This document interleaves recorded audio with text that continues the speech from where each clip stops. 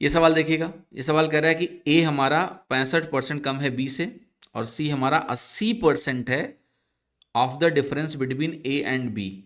C is what percent more than A, take nearest integer value. देखिएगा, तो आप कह रहे हो कि आपके पास बी है, आपके पास ए है, बी हमारा 100 है, ए हमारा 65% कम है यानी 35 है, और इन दोनों के बीच का अंतर 65 है। अब कह रहा है जो सी है वो इस अंतर का 80% है, 80% ऑफ 65 है। 80% का मतलब होता है 4/5 होना किसी का भी। अगर आप इसको कैलकुलेट करेंगे तो ये वैल्यू बन गई आपकी 52। सी हमारा कितना हो गया 52। अब पूछ रहा है कि सी हमारा ए से कितना परसेंट ज्यादा है।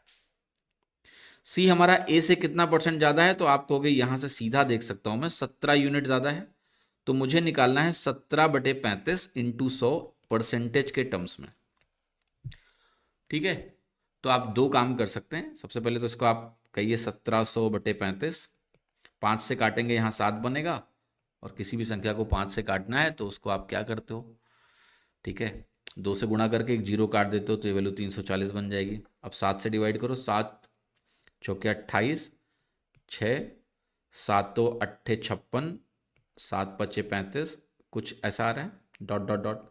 तो नियरेस्ट इंटीजर में अगर जाओगे तो 49% आ जाएगा, A option, that is the nearest integer 49%।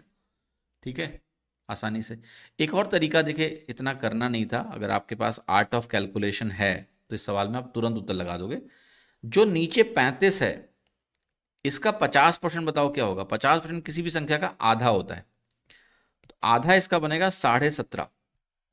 अब न्यूमरेटर अगर 17.5 होता तो मैं कहता 50% है। क्या न्यूमरेटर 17.5 से कम है?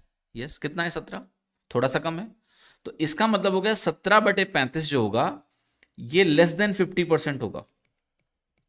लेस देन 50% सिर्फ एक ही आंसर है ए।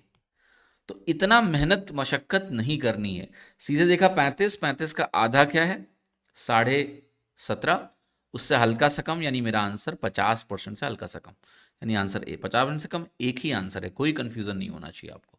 ए लगा दो आप सीधे, कोई एग्जैक्ट कैलकुलेशन में आपको नहीं जाना पड़ेगा।